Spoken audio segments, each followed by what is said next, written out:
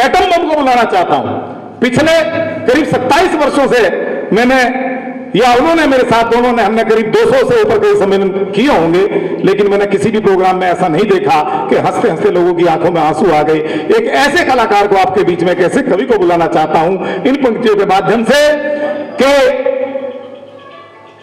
मंजिलों पर आएगा तब क्या मजा मत पूछिए जब तेरे पैरों में छाले आएंगे। मंजिलों पर आएगा तब क्या मजा मत पूछिए जब तेरे पैरों में छाले आएंगे।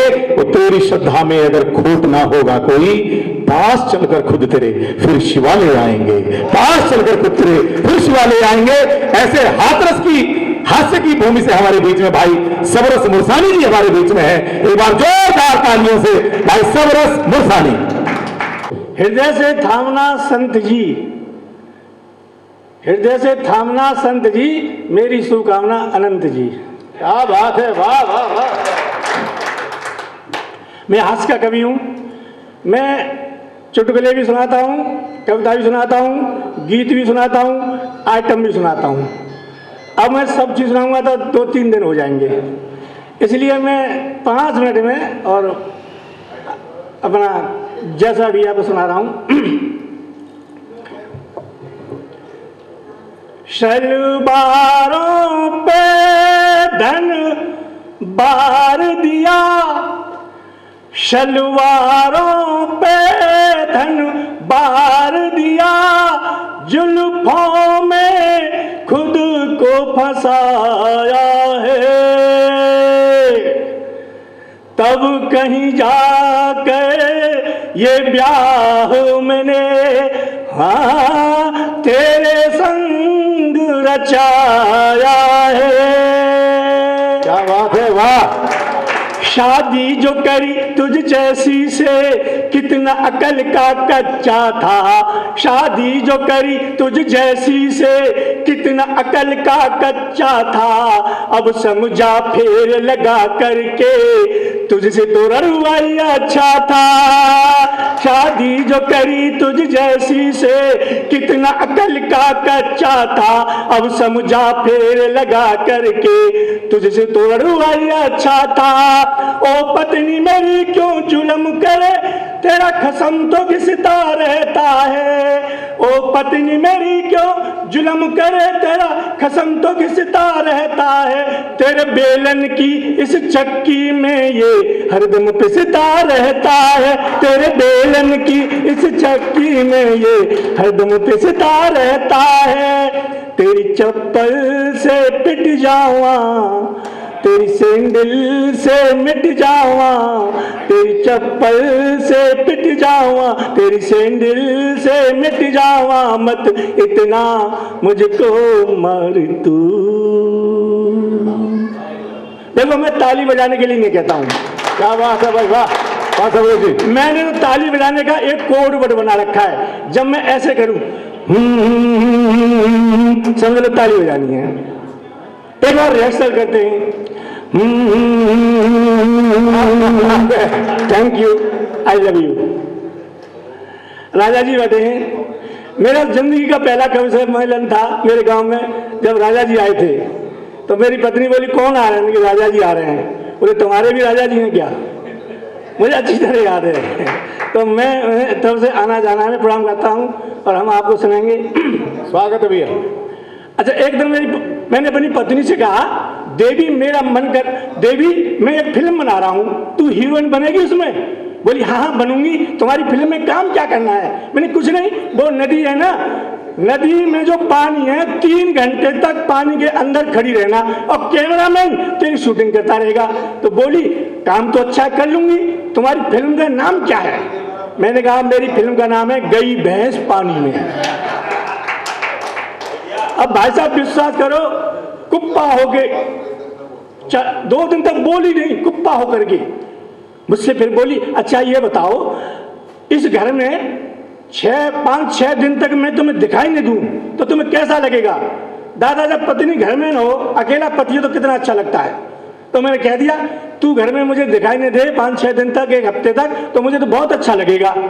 दादा विश्वास करो, जब 7वें दिन मेरी आंखों की सूजन पटकी तब वो घर में थोड़ा थोड़ा दिखाई देने लगी मुझको। अगले दिन मेरे पास आई, मैं फिल्म बना रही हूँ, तुम हीरो बनोगे? नहीं बनूंगा। क्या काम करना है? बोली कुछ नहीं, वो नदी है ना, नदी से घर आना है, घर से नदी पर, नदी से घर पर, और कैमरा मैन तुम्हारी शूटिंग करेगा। मैंने कहा तेरी फिल्म का नाम क्या है? बोली धोबी का कुत्ता घर का न घाट का।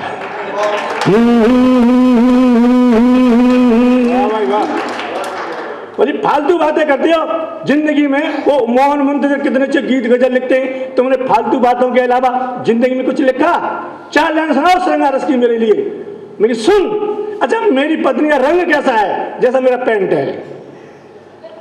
तो मैंने कहा तू श्रृंगार करके आ और मैं 4 लाइन सुनाता हूँ श्रृंगार की। अब वो गई श्रृंगार करने, काले शरीर पर लाल साड़ी, लाल ब्लाउज, लाल चप्पल, लाल चूड़ियां, लाल बिंदी, लाल सिंदूर लगाकर बोली कैसी लग रही हूँ? ओ मैंने देखा काले शरीर पर लाल ही लाल। मैंने कहा देवी तू ऐसी लग रही है जैसे कोयले की खान में आग लग गई है। क्या बात। मैंने कहा दूसरा श्रृंगार करके चल। फिर गई श्रृंगार करने, ओ काले शरीर पर पीली साड़ी, पीला ब्लाउज, पीली चप्पल, पीली चूड़ियां, पीली बिंदी, पीला सिंदूर लगाकर फिर बोली अब कैसी लग रही हूँ? मैंने देखा काले शरीर पर पीला ही पीला। मैंने कहा देवी अब तू ऐसी लग रही है जैसे सरसों के खेत में भैंस घुस गई है। बोली 4 लाइन सुनाओ। मैंने सुन कि महाकाली मैया सी तू, ये घोर श्रृंगार रस है। इससे अच्छा श्रृंगार रस अभी तक कोई कभी नहीं लिख पाया, और न लिख रहा है और न जिंदगी में लिख पाएगा। और लिख भी लेगा तो मेरा क्या करेगा? ये श्रृंगार के वाल्मीकि, तुलसीदास, मीराबाई कोई नहीं लिखने वाला, कोई नहीं रहा। क्यों? सूर मरे तुलसी मरे, मर गई मीरा दीवानी, कोई है नहीं अब। सूर मरे तुलसी मरे, मर गई मीरा दीवानी, और कब कुल में गई बचे वो सब रस मुरसानी। कब कुल में ये गई बचे वो सब रस मुरसानी। बोली सुनाओ। लेकिन सुन, महाकाली मैया सी तू, श्याकाली कढ़ैया सी तू, बर्र सी तू, तटैया सी तू, मरखनी एक गैया सी तू, मरखनी एक गैया सी तू, लेकिन मजबूरी में कहता सोन चिरैया तू, आई लव यू।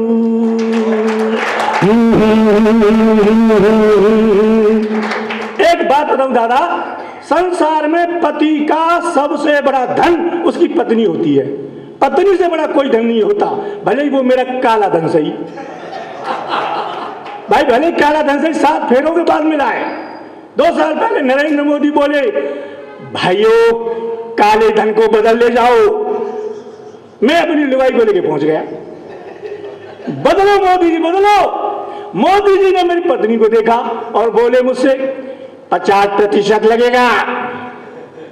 50% का नाम सुनकर मुझे हंसी आ गई। मोदी जी बोले क्यों हंस रहा है? मैंने कहा मोदी जी 50 साल की, अब तो 25 साल की लेके जाऊंगा। वास्तव में देखो किसी नेता का मजाक नहीं करना चाहिए, किसी नेता का मजाक उड़ाना अच्छी बात नहीं है, लेकिन जो नेता देश का मजाक उड़ा रहा हो मैं उसकी मजाक उड़ाऊं तो कोई बुरी बात भी नहीं है। नेता है, हिंदी भी नहीं अच्छी तरह बोल पाते और वो देश चलाना चाहते हैं, हिंदी नहीं बोलना चाहते। एक नदी के पुल का उद्घाटन करना सोनिया गांधी को, अब वो गई नदी के पुल का उद्घाटन करने, तो वहां बोल रही जाकर के भाइयों मुझे बहुत खुशी हो रही है, आज हम नर्मदा के, पत्रकार बोला नर्मदा बोलो, नर्मदा मत बोलो, हिंदी नहीं जानते हो, देश चलाना चाहते हैं। फिर गई एक प्रदेश का उद्घाटन करने, नए प्रदेश का, तो वहां जाके बोली आज मुझे बहुत खुशी हो रही है क्योंकि आज हम एक नए प्रदेश तेल लगाना। अब पत्रकार बोला तेलंगाना बोलो, तेलंगाना, तेलंगाना मत बोलो।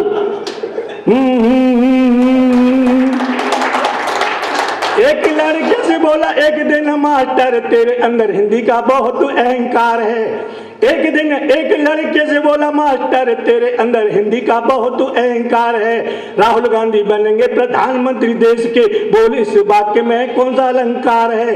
राहुल गांधी बनेंगे प्रधानमंत्री देश के, बोले इस वाक्य में कौन सा अलंकार है? लड़का बोला, गुरुजी इतना भी जानो नहीं, जिसने पढ़ाया तुम्हें उसको धिक्कार है। लड़का बोला, गुरुजी इतना भी जानो नहीं, जिसने पढ़ाया तुम्हें उसको धिक्कार है। राहुल गांधी बनेंगे प्रधानमंत्री देश के, इसमें तो सीधा असंभव अलंकार है, इसमें तो सीधा असंभव अलंकार है। ये स्थिति पैदा होती है। विश्वास करो, मैंने तो नेताओं में एक परिभाषा लिखी, नेता होता क्या है, देखिए आप।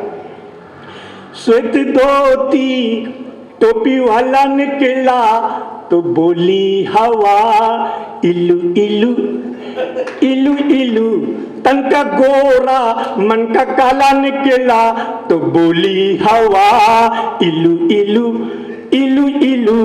जनता को पता नहीं लगता है, जब नेता देश को ठगता है तो दिल करता है इलू इलू इलू इलू इलू इलू इलू इलू। ये इलू इलू क्या है? ये इलू इलू, इलू का मतलब नेता लूलू, इलू का मतलब नेता लूलू। नेता लूलू कहते हैं यारो इलेक्शन में जब जात धर्म लड़ जाता है, कहते हैं यारो इलेक्शन में जब जात धर्म लड़ जाता है, चाहे देश चला जाए गड्ढे में हमें और मजा तब आता है, चाहे देश चला जाए गड्ढे में हमें और मजा तब आता है, जब मरे मुसलमान और हिंदू तो दिल करता है इलू इलू इलू इलू इलू इलू इलू इलू। गुटर गुटर गुटर गुटम चढ़ गया ऊपर रे, सिटरिया पे नेता सनीचर रे, चढ़ गया ऊपर रे सिटरिया पे, कुर्सिया पे सिटरिया पे नेता फटीचर रे। मर गया वोटर रे, वोटरवा की गई के पोटरिया रे। आए चुनाव तो नंगा सा लगता, वोट जब मांगे भिख मंगा सा लगता, सबके ही पांव पड़ के सिटरिया पे, कुर्सिया पे सिटरिया पे नेता फटीचर रे। विधायक नहीं नालायक हूँ मैं, विधायक नहीं नालायक हूँ मैं, निकम्मा हूँ मैं पिटने लायक हूँ मैं, नशे में पड़ा मुझे क्या पता पिबक्कर हूँ मैं, चकाचक हूँ मैं। विधायक नहीं कुर्सी में, कुर्सी में, कुर्सी में नेता समाई गो, पूरा देश लूट के खाएगो। हो कुर्सी में नेता समाई गो, पूरा देश लूट के खाएगो। मर गए हम तो इन भ्रष्टन पे, खद्दरधारी इन दुष्टन पे, जनता को जनता को जनता को कटोरा थमाई गो, पूरा देश लूट के खाएगो। मैं सच कहता हूँ, देखो अंत में समय का मुझे ध्यान है, समय की कीमत मैं भी जानता हूँ। और दादा समय की कीमत तो उस आदमी से पूछो जिसे बहुत जोर की आ रही हो और अंदर वाला बाहर नहीं निकल रहा हो। तो मैं समय की कीमत को जानता हूँ।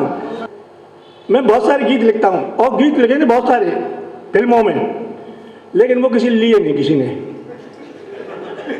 बोले तू ही रख अपने गीतों को। दादा मैं सच कहता हूँ, एक मुंबई का फिल्म का है निर्माता मेरे पास, मुझे हमने सुना तुम गीत लिखते हो, मैंने लिखता हूँ। बोले हमारी फिल्म के लिए गीत लिख दो, मैंने लिख दूंगा। बोले लिखो, मैंने मुंबई में लिखूंगा। अच्छा मैंने मुंबई नहीं देखी थी, नहीं इस बहाने से मुंबई देखाऊंगा मैं, गीत लिखने के बहाने से। नहीं होटल बुक करा दे 1 महीने के लिए, तो मैंने ये सोचा 1 महीने तक होटल बुक करा देगा और रोज आज कभी इस सेंटर में, आज वहाँ, आज समुद्र के उस किनारे, आज उस किनारे, पूरा मुंबई इस बहाने से घूम लूंगा। उसने होटल में बुक करा दिया एक कमरा 1 महीने के लिए। 6 दिन के बाद आया और मुझसे बोला गीत लिख गया। मेरी 1 लाइन तो लिख गई। अब वो मारा था पीटी चला गया, कुछ नहीं बोला। और मैं टैक्सी करके ले जाता, कभी यहाँ कभी वहाँ कभी वहाँ, खूब घूम लिया। फिर आया 2 दिन रह गए, जब गीत लिख गया, मेरे लिख गया, बोले दिखाओ। तो मैंने गीत लिखा था 60 बंद का, 60 बंद का एक गीत देख के बोला मेरी फिल्म चलेगी कि तेरा गीत चलेगा? मैंने कहा हम बता, तू रख ले अपनी। मैंने हम तुम्हारे घर को जा रहे हैं, और मैं अपने घर को आ गया। मैं पूरी मुंबई देखा इस बहाने से। मैं हालांकि बहुत अच्छे गीत लिखता हूँ, बहुत बढ़िया गीत लिखता हूँ। देखो हमारे इस देश में वीर की बहुत अच्छी कविता लिखता हूँ। मैंने तो ये पाकिस्तान चीन के लिए सिर्फ 2 लाइन की कविता लिखी है, 2 लाइन का, एक ही लाइन की। वीर की देखे आप, कुलदीप ने चैलेंज किया कि तुम वीर की कविता नहीं लिख सकते, हंस के कवियो। तो मैंने एक ही लाइन की कविता लिखी कि ए चीन ए पाकिस्तान तुम कुछ भी कर लो अंत में मरोगी। कविता खत्म। एक लाइन की कविता है, और वीर का कभी 6-6 घंटे 6-6 शब्द सुनाएगा, अंत में सिर्फ मारता है पाकिस्तान को। भाई क्यों टाइम खराब करें, हम अपना टाइम की कीमत समझो। सच में हिंदू मुस्लिम सिख ईसाई ये जिंदगी में सुधर नहीं सकते, इन्हें सुधरने नहीं देंगे। कौन नहीं सुधरने देगा इनको? ये नेता हिंदू मुस्लिम सिख ईसाई को नहीं सुधरने देंगे, तो फिर इन्हें कौन सुधार सकता है? 2 लाइन देखें, हिंदू मुस्लिम सिख ईसाई इनको सुधारें, इनकी लुगाई, केवल इनकी लुगाई सुधार सकती है, और कोई नहीं सुधार सकता है।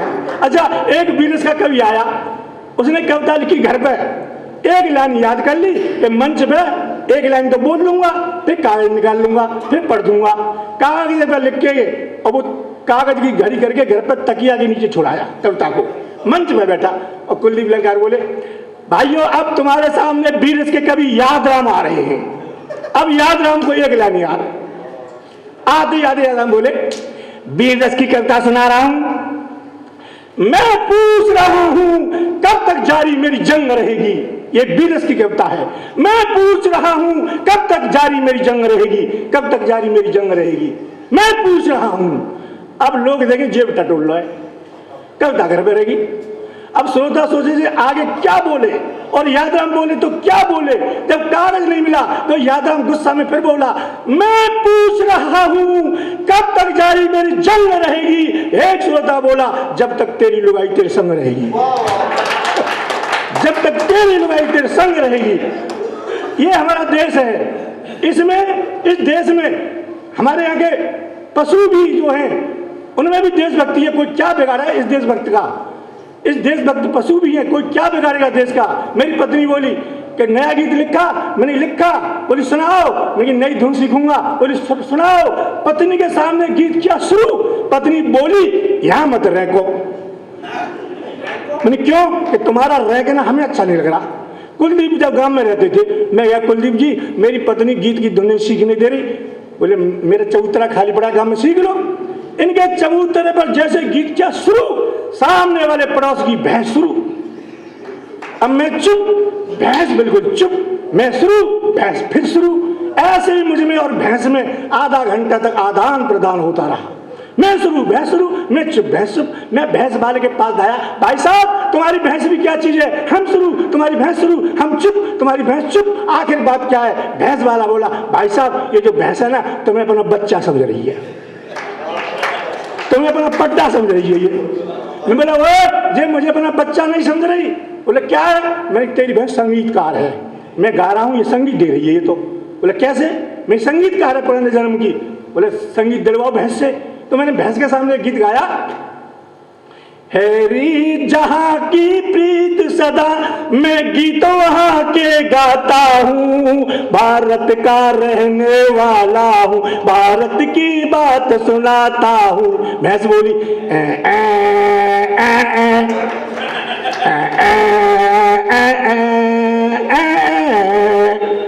मैं देख ले संगीत दे रही है। ओ भैंस का बच्चा पड्डा मेरी तरफ देखे, मैंने ओ ये भी लक्ष्मीकांत प्यारेलाल हो रहा है, ये भी संगीत देगा, दिलवाओ। तो मैंने बच्ची के सामने गीत गाया, ये देश है वीर जवानों का, अलबेलों का, मस्तानों का, इस देश का यारों क्या कहना, इस देश का यारों क्या कहना। बच्चा बोला